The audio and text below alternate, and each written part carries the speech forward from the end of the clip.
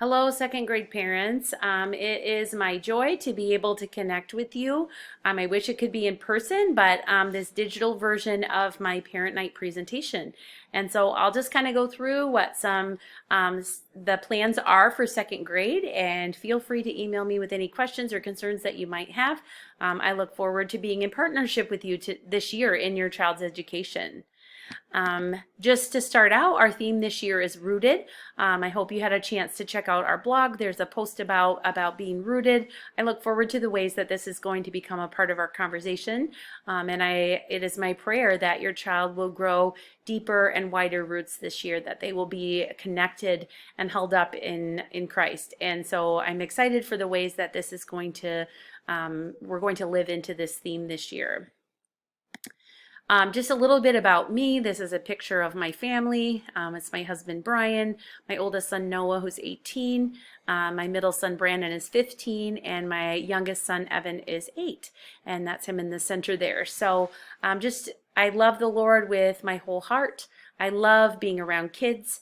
I love their joy. I love their excitement. I love the wonder that they have learning about the world that God made. I love teaching. I can't imagine doing anything else. And I'm excited to teach second grade again this year. And I have a few favorite Bible verses that have been important to me. Philippians 4 verse 13, I can do everything through him who gives me strength. And Proverbs 3 verse 5, trust in the Lord with all your heart and lean not on your own understanding. In all your ways acknowledge him and he will make your paths straight. Just a little bit more about my background. I feel very blessed by God that I was raised in a Christian home, that I was given deep and wide roots, that my parents taught me to love Jesus, that church was an important part of our lives, and that's a blessing, and it's a big part of who I am. My parents sent us through Holland Christian Schools. It was not an easy feat. It was a big financial commitment, as it is for many families, and so I completely appreciate that perspective. But God provides in amazing ways, and God provided for our family to be able to send 3 kids through Holland Christian. So I'm grateful for that gift of having a Christian education. It's shaped the person that I've become, and so thank you for the sacrifices that you make to send your kids to Holland Christian. I know that it's not easy, but I know that God is faithful. Just a little bit more, I received my Bachelor of Arts degree from Grand Valley. I taught for 12 years at Beaver Dam Christian, which was a little school in Hudsonville. I taught second, third, fourth, combinations like third and fourth, and then we taught for 2 years in a multi-age format, second, third, and fourth in the same room with 2 of us. We team taught reading and math, and combinations for social studies and science, those sorts of things. And then I came to Holland Christian 10 years ago. I was in first grade until last year, and last year I moved to second grade. And I love second grade so much, I asked if I could stay in second grade. So I'm excited about another year in second grade. Also during that time, during my career, I got my master's degree in reading from Grand Valley in 2011. And I became certified as a reading specialist and as a reading coach. I got those endorsements as well. So as you can probably tell, literacy is kind of my wheelhouse. It's the thing that I'm very passionate about. And I love, love, love books. And I love teaching kids to read and to love books too. And I hope that they catch on to that excitement. And I just hope to grow your child as a reader this year. That's one of my biggest joys as a teacher, is to watch them just progress and grow and love learning to read. Just a few things about faith formation.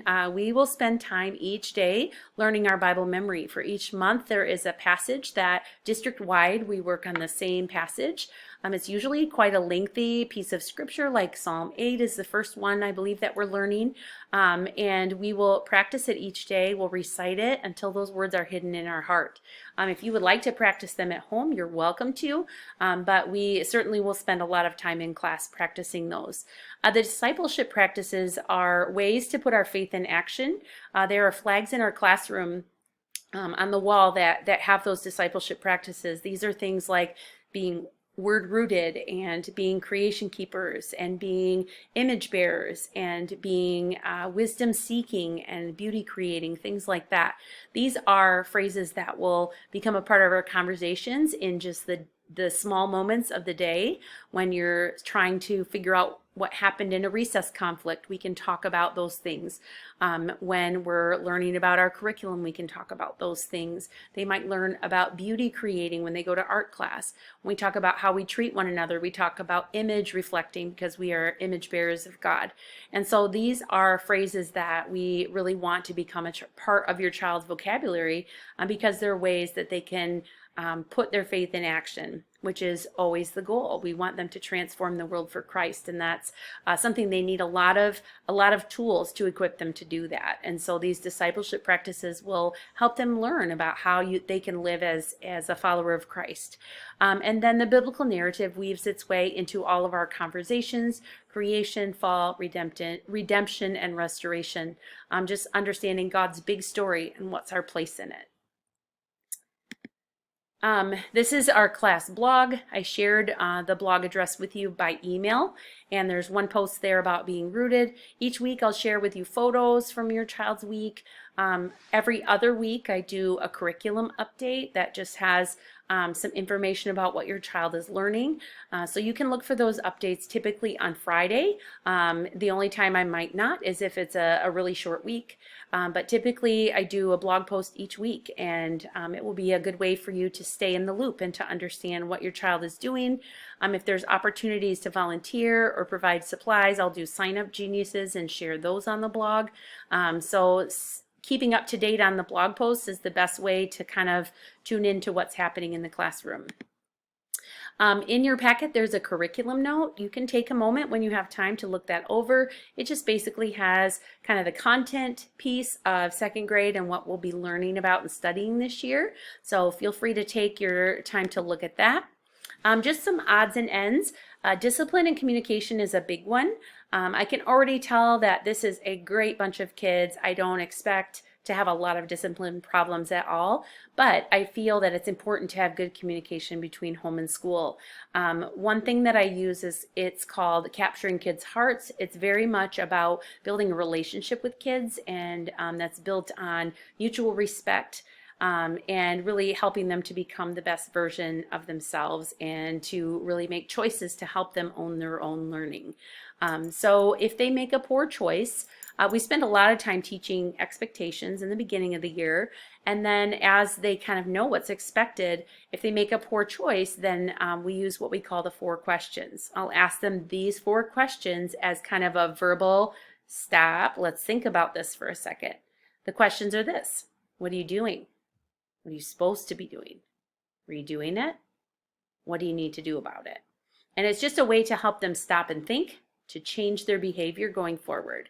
That being asked the 4 questions is not a punishment. There isn't another consequence. It's just a verbal warning to just remember to make a better choice next time. If your child is struggling on any given day and they make more than one poor choice behavior-wise, and these could be small things. Maybe they're being really chatty during independent reading time. Could be even something really small, but if they don't change their behavior after they're reminded, then if they need to be asked those 4 questions a second time, then at that point I would keep them in for just about 3 minutes at recess to have a conversation with them about what went well, what didn't go well today, and how can we change that going forward. If I keep your child in for recess, again, it's only for a couple of minutes, then I would communicate with you by email so that you know that happened. It's not that I'm expecting more consequences. I just want you to understand and be in the loop that your child had a hard day. And so please be in communication with me any way that I can help. And in addition, if your child comes home talking about things that happen on the playground, please keep me in the loop with those things too, because I don't always hear everything that happens. Folders will come home on Fridays with all of your child's papers from the week. And so they won't go back and forth during the week, just come home on Fridays full. And then they will have eventually a reading minute sheet. That's like a homework page where they fill out how many minutes they read each night. And then that needs to be returned by the following Friday. Those sheets will start up in September. And so really the important thing to know is that those papers will come home on Friday. You can look at their papers over the weekend and then return the papers or return the folder with their reading log on Friday. Spelling will begin second semester. We give them the first semester to be exposed to the words, to read them and write them. And then we test them and see which words they know. And then we give them individualized lists to practice the words that they haven't yet mastered, and that starts second semester. So you'll get more information on that later. The next thing is writing notebooks. So we will spend a lot of time writing heart stories. Those are stories from their heart, stories about their lives. And it's not always easy for the teacher to know what ideas they could write about. And so you have in your packet a sheet of cardstock with your child's name on it, and that is meant to be the cover of their writing binder. You can decorate the writing binder cover with photographs of things your family did, especially recent memories like this summer. You could print out logos, like I've had students do a Michigan's Adventure logo or a Dutch Village logo or something like that. If you didn't get a photograph, even just seeing those words on there could jog your child's memory. Maybe some stickers, if that might help them think about ideas that they could write about. They could be experiences, they could be memories, good, bad, otherwise. Just anything that they could see and then have an idea of what they could write about. So if you could decorate that writing cover, most families choose to do photographs because that's such a visual reminder of that memory. And so if you're able to decorate that cover, you could do both sides if you would like, but at least one side. And then return those to school, and we'll slide that into our binders. And then when your child is stuck and doesn't know what to write about, we can look at that binder cover and we can look for ideas about what they might be able to write about. We will be having chapel every other Wednesday. Last year, chapels were virtual videos that we watched in our classroom. I'm not exactly sure what chapels will look like this year. We had our first chapel on Wednesday this week, and it was an outdoor chapel, and we were able to sing together. It was really beautiful. Hope that we'll be able to do that, but at this point, I'm not exactly sure what chapel will look like. We just have to kind of pivot and wait and see what happens. Please send your child, especially in this heat, with a water bottle. There are drinking fountains in the school, but we want them to be hydrated when it's this hot. So please send them with water bottles. Sometime throughout the year, we often do swimming lessons. Last year, because of COVID, it was canceled. So when I get dates, if I get dates for swimming lessons, I'll be sure to pass that along as soon as I can. Really, they go during school time. They don't need any supplies. The pool provides suits. So it's not a big deal, but a lot of parents just like to know about it when it's coming. Just one quick note about homework. There's a lot of research that supports the necessity of reading to and with your second grader. The recommended time is 20 minutes of reading per day, 5 times per week. The connection between school and home and practice what they've learned. So they'll receive a reading log each week, and then that should be returned the following Friday. Really, reading minutes is the main piece of homework that is supported by research. Children's achievement and their gains in their understanding and their knowledge grow from that time reading at home in addition to the time reading at school. And so, every child is different. I don't want this to be a struggle for families. If your child is really tired at bedtime, that might not be the best time for them to get their reading minutes in. It's okay if you read with them or you read to them sometimes. They will learn vocabulary. They will learn what a fluent reader sounds like by listening to you read. It's okay to share it, to have them read a page and you read a page. The important thing is that they are reinforcing what they're learning at school by reading at home as well. And that can look different for different families, but the goal is to try to put more responsibility on them for their reading minutes as the year progresses. And by the end of second grade, they should be reading independently each night. We fully realize that at the beginning of second grade, they might not all be ready for that. So that is all I had for my presentation. If you have any questions, you can feel free to email me.